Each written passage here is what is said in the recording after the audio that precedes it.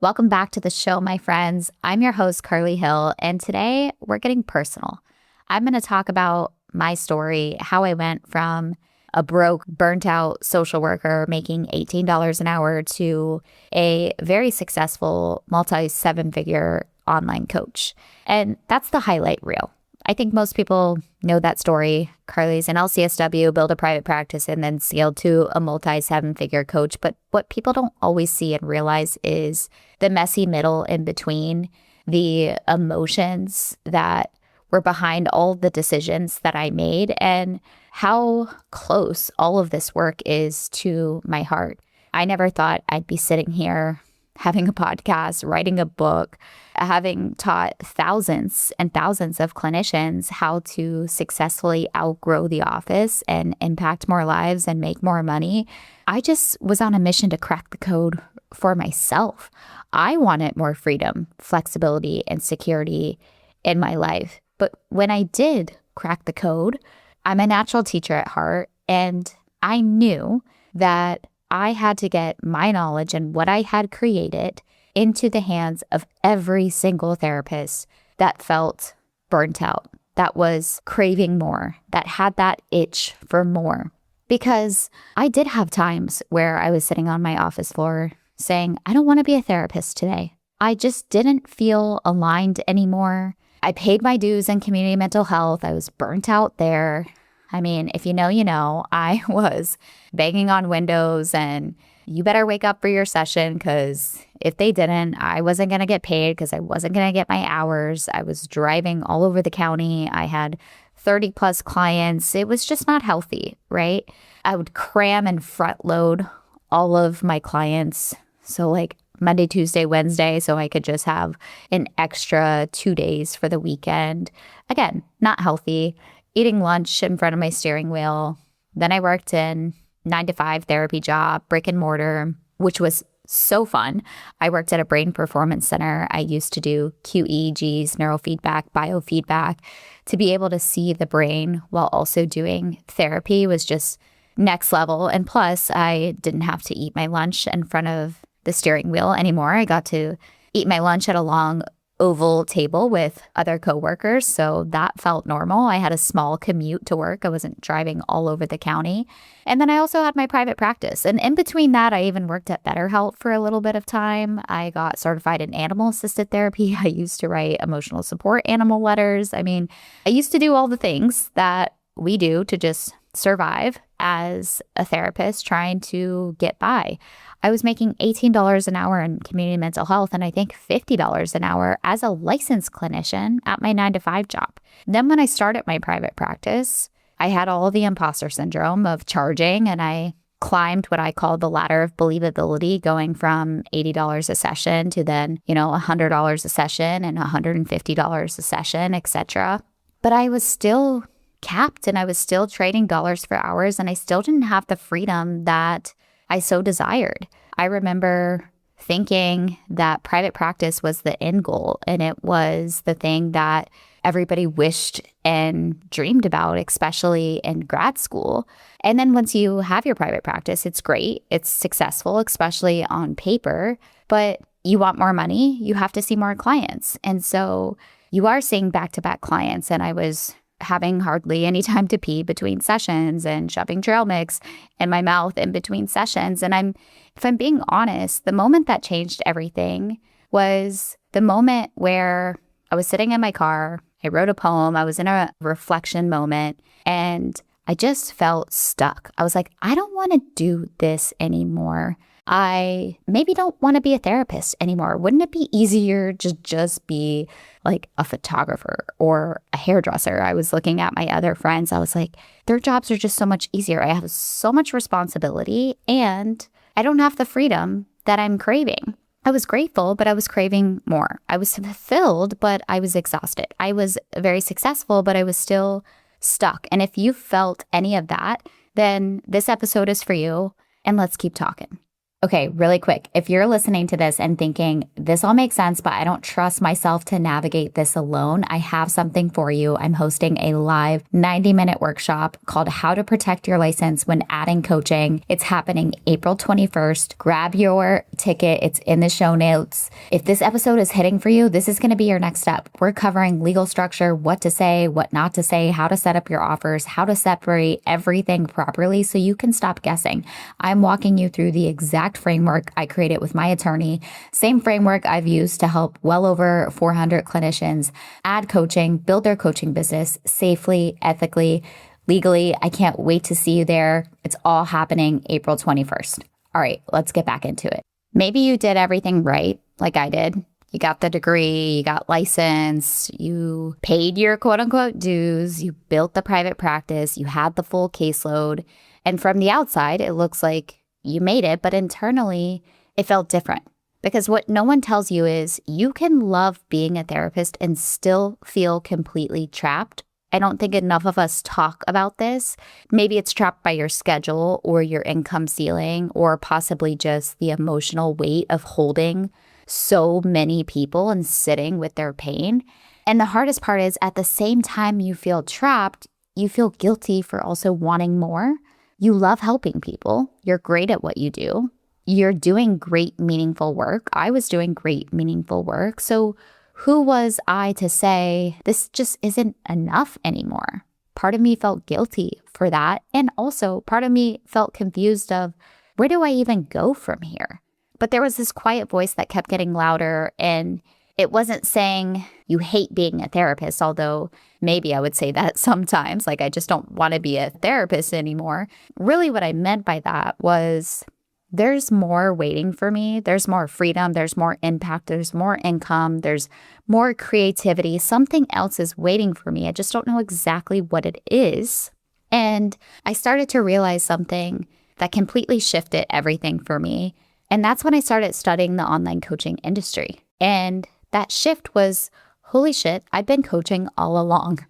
And it seems like such a silly holy shit moment, because maybe we should know that difference between coaching and therapy as a therapist, but nobody really teaches us that in school, just like they don't teach us business in school. And there is so many nuances, and I recorded another episode on all of the differences between therapy and coaching, so I won't go into that now, but the reality was I had a private practice and I was coaching all along, but I was limiting myself by the lives I could impact. I could only see clients within my state, the fees that I was charging, the creativity that I could infuse into the work that I was doing. And so when I really started to study the online industry, speaking with attorneys, how can I do this ethically? How can I do this legally? How can I create courses so I don't have to repeat myself? How can I leverage my clinical knowledge and my time and technology to be this ultimate win-win, especially because I saw other coaches doing this who had no clinical background. They didn't have nearly as many certifications as we do. I always say we have certifications every letter of the alphabet. And they were getting paid double, triple what I was when I went to years and years and years of school for this, right? Not to be cocky, but I was good at what I was doing. And I know you're good at what you're doing too, right? So I just didn't know the business model behind how to monetize my clinical skills, how to make this reality of having a thriving, successful coaching business come true. And that's where I went on a mission to crack the code. And it was just for myself. Again, it was never the intention to sit here and teach that to you today, but I'm so glad that I had to walk through those trenches myself, because it does allow me to sit here and speak with integrity about the shift that I had to go through. And things got really uncomfortable with this identity shift. It wasn't just about starting a new offer, it was an identity, going from therapist to coach. If you're thinking about launching a podcast or taking yours to the next level, Juliana and her team are the experts you need. They take care of everything from episode funnel design to production and marketing, so you can focus on creating content that connects with your audience. Check out the show notes on how to get access to their team and just mention that I sent you.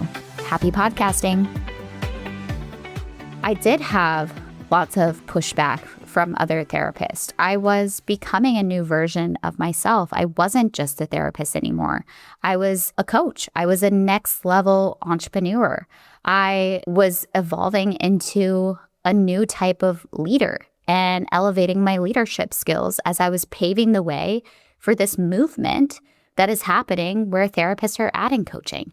And it came with so many fears. And this is what I'm talking about, the messy middle that nobody really sees in my story. There's been many moments where I have been, crying in my car or in my office or going to therapy or doing breakthrough sessions to get through all of these identity shifts that I had to go through throughout my whole entire time as an entrepreneur as we keep up leveling.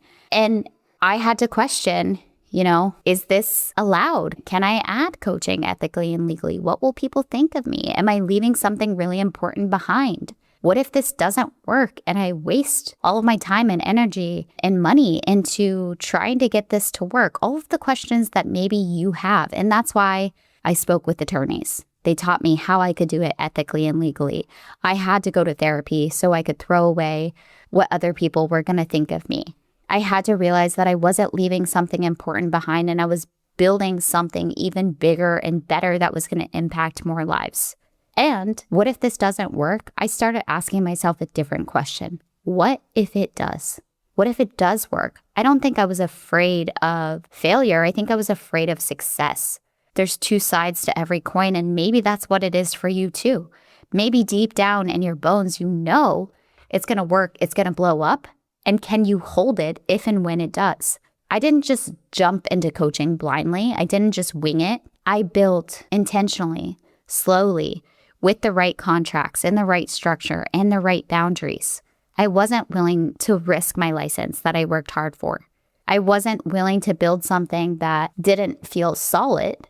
However, I did allow myself to rebuild and rebuild over and over again until I felt at home with what I was building, until I found my voice, until I found my creative process. Here's something that a lot of people don't know about me too, which is all of the different iterations and niches that I had. Oh my gosh. I mean, I started off doing women empowerment coaching. I did weight loss hypnosis. I did bridal coaching. I published a bridal journey. I was, also getting certified in neuro-linguistic programming and Reiki and tarot cards. So I infused all of that into the work that I was doing. I even had a course called Woo World, which was introductory into the spiritual world. I did private practice coaching for a while. And then I moved on to helping therapists add coaching. So I had many, many, many different niches. So while I wasn't willing to build something that didn't feel solid, I was willing to reinvent myself over and over again until it felt right. And that actually gave me the confidence to go all in over and over and over again. And once I had that foundation, everything started to move. I could create offers effortlessly and easily.